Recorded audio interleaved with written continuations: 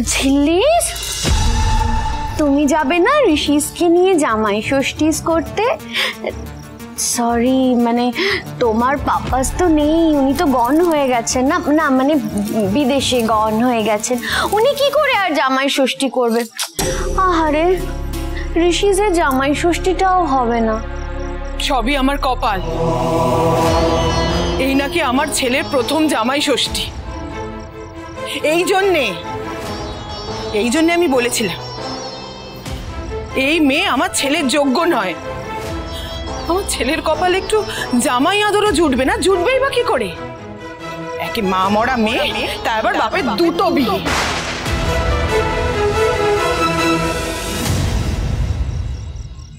Aunty, এগুলো তো কোনোটাই আমার হাতে নেই বলো। তবে হ্যাঁ, তোমাকে একটা কথা দিতে পারি, মিস্টার সিংহ রায়কে আমি এগুলো থেকে কিছুতেই বঞ্চিত হতে দেব না। বঞ্চিত হতে দেব না? ছাই করবে তুমি, ছাই। আমার জানা আছে। হ্যাঁ মেজো, ওকে সব কথা বলছিস কেন? আর দেখ, আমাদেরও কি ওই জামাই আদর করার কোনো কপাল আছে? যতদিন না রিঙ্কি তুতুলের বিয়ে হবে, সে ভাগ্য তো আমাদেরও হবে না রে। তুমি কি আমাকে খোঁটা দিচ্ছ? না, খোঁটা দিচ্ছি না, বলছি। আচ্ছা ঠিক আছে, তোমরা নিজেদের মধ্যে এরকম করো না। ব্যাপারটা যখন মিস্টার সিংহ রায়কে নিয়ে, তখন আমি তো সেটা কিছুতেই নেগলেক্ট হতে দিতে পারি না। এখন আমাদের সবাইকে ভাবতে হবে যে মিস্টার সিংহ রায়কে সেদিন কি করে স্পেশাল ফিল করানো যায়, কি করে ওনার দিনটা আরো বেশি স্পেশাল করা যায়। আর সত্যি মানুষটার এরকম একটা স্পেশাল দিনে আমি ওনাকে জামাই আদর দিতে কি করে বঞ্চিত করি? একদমই বঞ্চিত হবে না। বরং কি হবে বলো তো, ঝিল্লি আর বানর সেনার পক্ষ থেকে একটা স্পেশাল অ্যারেঞ্জমেন্ট করা হবে। কি তাই তো? হবে। এই ঝিল্লি, শোনো না, বলছি অমিত স্যারকে ডাকলে উনিও নিশ্চয়ই আসবেন বলো।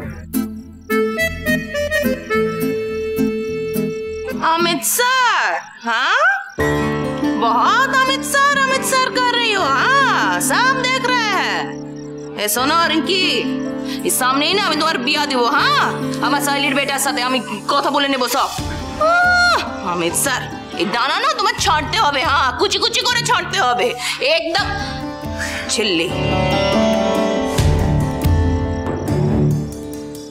আমারও জানা আছে কি করবে। সব একাই করে ফেলবে নাকি? সব কিছু করবে। মা বলছে আমার বিয়ে দিয়ে দেবে, আমি কিন্তু বিয়ে করবো না। থাম, বিয়ে তো একদিন না একদিন করতেই হবে। কি মুশকিল, দাঁড়া মুড়ি রুটিটা নিয়ে আসি। আচ্ছা শোনো না, বলছি তোমার বিয়ে করতে অসুবিধাটা কোথায় বলো তো? হ্যাঁ, মানে ছোট মামি আর বন্ধু ছিল তো ভালোই। আরে বাবা, তোরা বুঝতে পারছিস না, আমারও তো ঝিল্লির মতো লাভ। সেটা কি অমিত স্যার? আমি তখনই বুঝেছি, যখন দেখো বেশি সাহস দেখেছি, আমি তখনই বুঝেছি এরকম একটা কিছু ঘটবে। এই লাভ হচ্ছে মানে কি? মা জানতে পারলে কি হবে জানিস? আচ্ছা ঠিক আছে, না দেখো অমিত স্যার পাত্র হিসেবে তো ভালো, তাই না? তাতে তো অসুবিধা থাকার কোনো কথা না। আর বাকিটা না হয় আমরা কথাবার্তা বলে ম্যানেজ করে নিই। কিন্তু রিঙ্কি, তার আগে আমাদেরকে একটা কথা জানতে হবে যে অমিত স্যার এতে রাজি কিনা। না, আরো একটা সমস্যা আছে। কি? না দেখো, আমাদেরকে যে সমস্ত বিপদ থেকে বাঁচায়, অমিত স্যারের নাম শুনলে তো সেই রেগে ফায়ার হয়ে যাচ্ছে। তোমাদের মেজদা ভাইয়ের কথা বলছো তো? সেটা ঠিকই বলেছো। উনি অমিত স্যারের নাম শুনলেই আর কেমন একটা করে, প্রচন্ড রেগে যায়।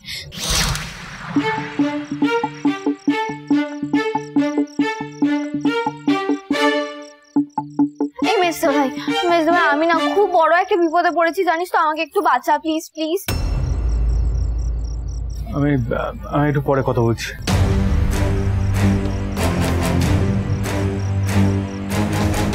মিস্টার সিংহ রায়ের আবার হঠাৎ কি হলো?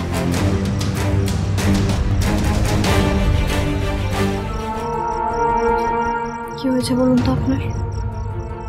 কিছু না। এই না ভাই, এরকম করছিস কেন? বল না কি হয়েছে। আমাদের যে কোনো সমস্যায় তুই তো সবসময় পাশে থাকিস মেজদা ভাই। হঠাৎ কি হলো রে তোর? একটু ডিস্টার্ব কেন লাগছে? কি হয়েছে বলুন না। কিছু না বলছি তো, just let me be please. আচ্ছা আমরা তো কাল বন্ধু হলাম, এখনো কি বলা যায় না?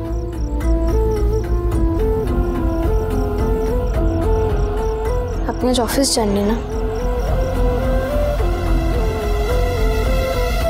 মজা করেই একটা চিঠি লিখে আপনার ব্যাগে গুঁজে দিয়েছিলাম, সেটা এখনো সেই একইভাবে ওখানে আছে।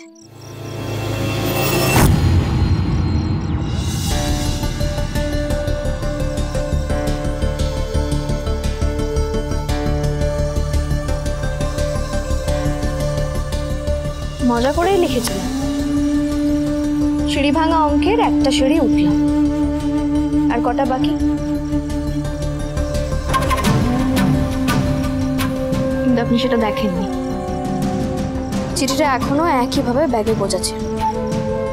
আপনি অফিসে গেছেন অথচ ল্যাপটপ বের করেননি, ব্যাগ খোলেননি। এটা তো হতে পারে না মিস্টার সিংহরা। এই আমরা বন্ধু, এই আপনার বন্ধুত্ব। যদি আমার সাথে নিজের মনের ভারটাই শেয়ার না করতে পারেন তাহলে কিসের বন্ধুত্ব বলুন তো? কি হয়েছে আপনার? এরকম লাগছে কেন আপনাকে? আপনার কি মন খারাপ? বলছি তো আমার কিছু হয়নি, বলছি তো ফাইন, কিচ্ছু হয়নি।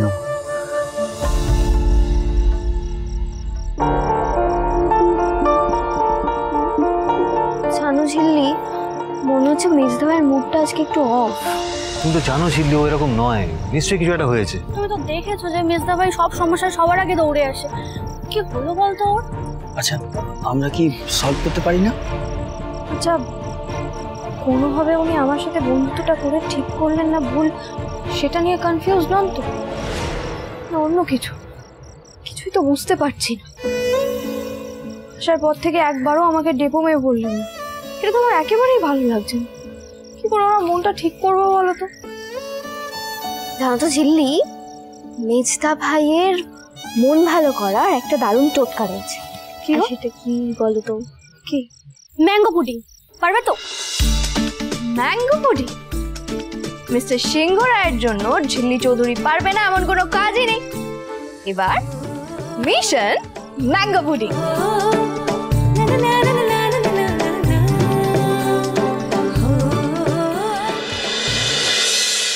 কি থাকতে পারে সাদা পাতায়?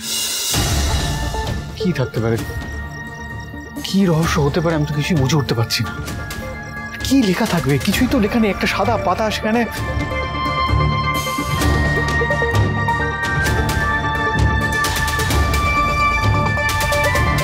মাকে বা ছোটকাকে জিজ্ঞেস করলে ওরা কি কোনো হিন্ট দিতে পারে? তো কি হলো? এটা কি? Mango pudding. সত্যি আপনি মানুষটা এত রসহীন, আর আপনার ফেভারিট ফ্রুটটা নাকি এত রসালো, ভাবা যায়? আম। এই শুনুন, এইটা যদি আপনি হাসি মুখে খান তাহলে এই যে পাশে ম্যাঙ্গো স্মাইলিটা আছে এটাও আপনি পাবেন। রসিন খান।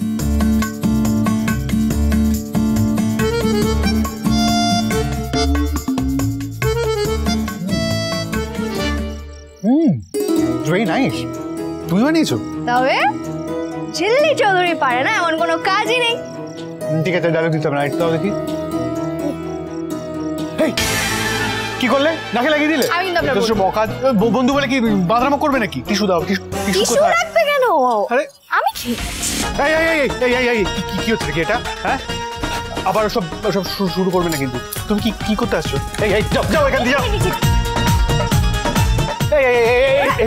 একদম করবে না। টিস্যু লাগবে না। আরে কি এসব করবে না। দেখো আমার, তুমি জানো আমার এসব ভালো লাগে না। আমি